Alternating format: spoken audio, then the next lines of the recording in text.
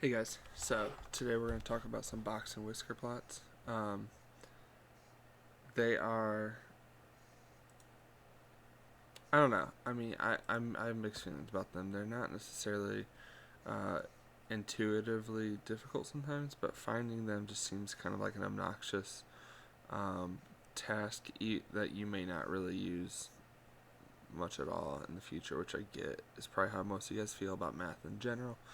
But um, I'm here to show you how to do it in case you have any questions. For box and whisker plot, we need to know what the minimum, the first quartile, the median, the third quartile, and the maximum of each data set is. So to do this, first we need to put these in order from least to greatest. So let's look at number 8. I'm going to put the data in order from least to greatest. So it's going to be 5, 7, 9, 10, 10, 11, 12. And then I always like to verify and make sure I include them all. 1, 2, 3, 4, 5, 6, 7. 1, 2, 3, 4, 5, 6, 7. Cool. Easy enough. Now, we know that what our minimum is, and we know what our maximum is. So if I were to draw a line, in fact, I'm going to do exactly that. I know, wild. Okay, so I'm going to draw a line here, and I'm going to draw lines on that line.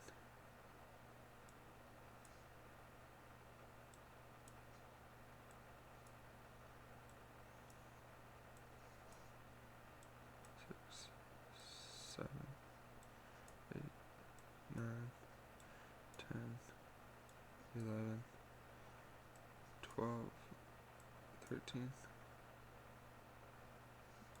14, 15, 16, 17, 18, 19. Okay, so this was 1, and this was 19. That's enough for us to get our points. So what I'm going to do is find where 0.5 would, or where 5 would be. So 1, 2, 3, 4, 5. I'm going to put a dot down here. In fact, I'm going to do this in a different color because we are going to get fancy. Okay. So that's going to be our minimum. Our maximum is 12. So 5, 6, 7, 8, 9, 10, 11, 12. That's going to be our maximum. So these are going to be like the ends of the whiskers for our whisker plot. Now we need to find our quartiles. So to do this, first I need to find the mean. So 1, da, da, da, da, da. Our mean is going to be 10. 1, 2. So 1, 2, 3, 4, 5, 6, 7, 8, 10. I'm going to put a dot here.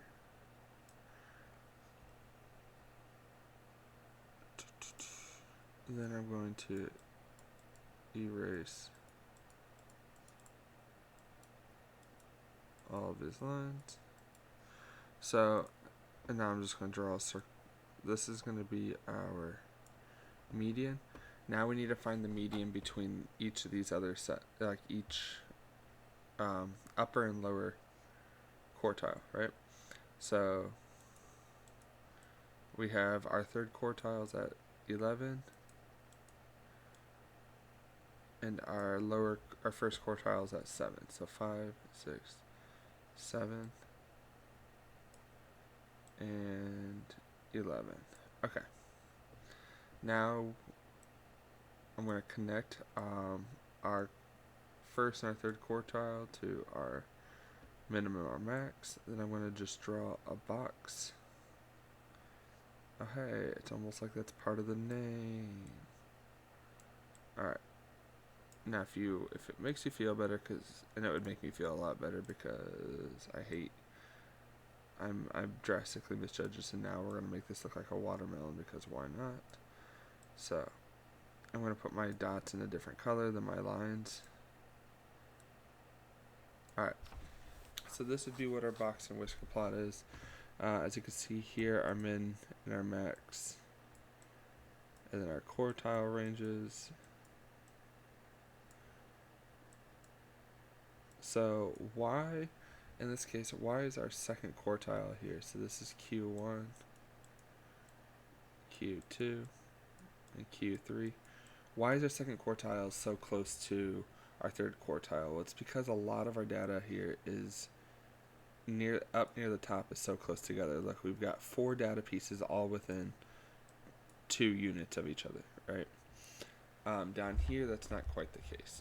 The 4 down here are 5 units away from each other. So, it makes sense that, since most of our data is on this side, is leaning to the right, our Bosco and Whisker plot's going to have a median that's not in the middle. It's going to be more towards the right. Whoops, did not mean to erase that. Let's just bring that guy back. All right. So that, I know that number 8 there was only asking to find the minimum, the first quartile, the median, the quartile maximum, but it doesn't hurt to, to get some practice in there. So let's do number 12.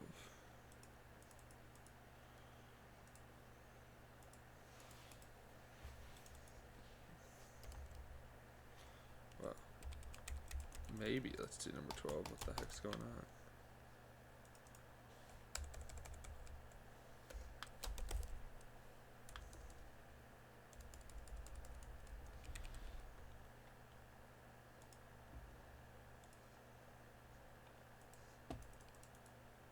Okay, number 12. Let's just forget that ever happened. So 12, I'm going to put the songs in order. So 129, oops, 129, 171, nope, 165, 171, 173, 221, 227, 333, 344, 347, 438. 1, 2, 3, 4, 5, 6, 7, 8, 9, 10. 1, 2, 3, 4, 5, 6, 7, 8, 9, 10. Cool. Of course, obviously, I could always write down the wrong number, but we're going to pretend like that doesn't happen with me. Okay. First things first, let's find our min and our max. That's our min. That's our max. I could draw a number line. I'm just going to do it this way. So our min and our max. Now let's find our median.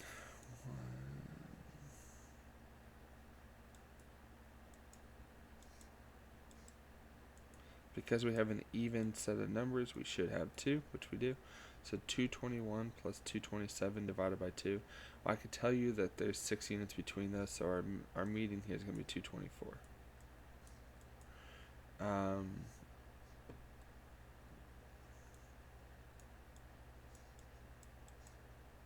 Which is, it's a little closer to this one over here, so I'm going to say that the point is like right there. Because if you notice, it's less than 100 away from our minimum, but it's 214 away from our maximum. So it's going to be a little bit closer to our minimum than it would be our maximum. So I'm just going to roughly, just put it there. Again, you could always draw a number line, but like, do you really want to draw a number line that spans to 300 data points, like 300 sound lengths of seconds? No, nobody wants to do that. So I'm just gonna, kind of make it up as we go. Anyways, we've done that. Now we need to find, oh no, what have you done? Now we need to find what our Q1 and Q3 is. So our Q2 is in the middle of these two, so we still include these in our quartile ranges, right? So now I'm going to do this. Look, we got 344. 344 is 120 away from our Q2, but only 94 away, so it's going to be a little closer to here. Let's just say it's like right there. That's a big old range for a dot. Let's just say it's like right here. Good enough. Alright, now for the second one. Our Q1 here, we got 1, 2, 3, 4, it's 171.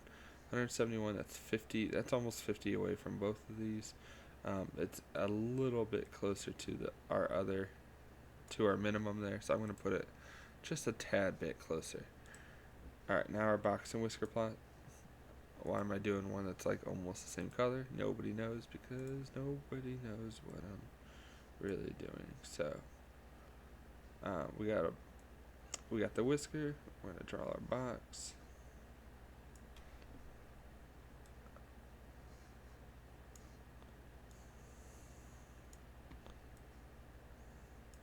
And that's roughly what our box and whisker plot would look like. And if you guys check the book, you'll see, oh, you can't because it's an even number. But if you could check the book, you would see it's probably pretty close. I mean, let's be real. I don't get too many things wrong. So, I wouldn't be surprised if I was completely wrong. Let's be real. But it should look something along those lines. Okay. So making a Bosco whisker plot's not too bad. You could, like I said, using a number line kind of puts that visual aspect to it, but you making a number line that spans multiple hundred units is kind of it's kind of a pain. You also run the risk of, it kind of distorts the view of it, unless you're going, one at a time. And if you drew a number line out that was multiple hundred long, I'm pretty sure your teacher would absolutely despise you. I know I would. Probably not, but yeah, probably not. Okay. So don't do that. If you don't have to draw a number line, don't draw a number line. If you're given a number line, even easier. But if you have to draw, just write down like, I didn't want to waste your time. And that's it. Just do that. Anyways, I want to ask that one of the interesting questions here is this number 16. So using the box and whisker plot below, what do the box and whisker plots tell you about the fuel efficiency for each car? So if you see there, it's pretty obvious that the range for cars is a lot larger than the range for trucks, right? Our maximum fuel efficiency for a truck is still less than our Q3 value for the cars. So cars on average have even their minimum is higher than the median truck, or it's about the same as the median truck fuel efficiency, but the range is so much larger. So, while our maximum range or maximum point here is 50, and we may have some information, some data points that lie between here, but we could see that on average, if you include, I don't know if you guys read the chapter, but Q1 to Q3, that should include,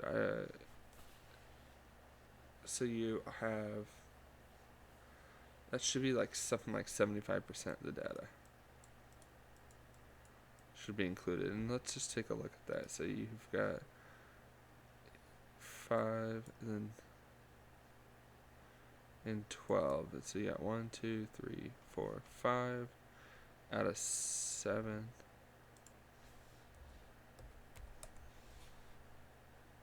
Okay, that's about 71%. Let's take a look here. You've got 1, 2, 3, 4.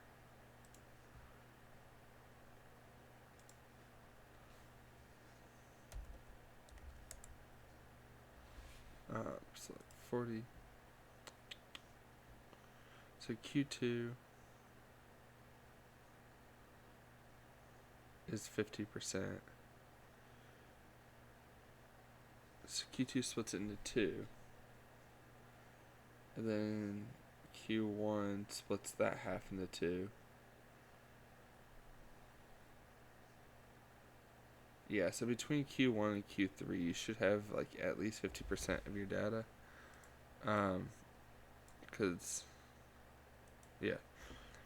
So what this means is like even though the majority of our fuel efficiency falls between 18 and 22 miles per gallon. However, our highest is 50 and our lowest is, that'd be like 15, you say. Now with trucks, it's a little bit different. Um, our lowest is about 11. 11, yeah, let's go with 11. And then most of it's going to fall between 14 and 16.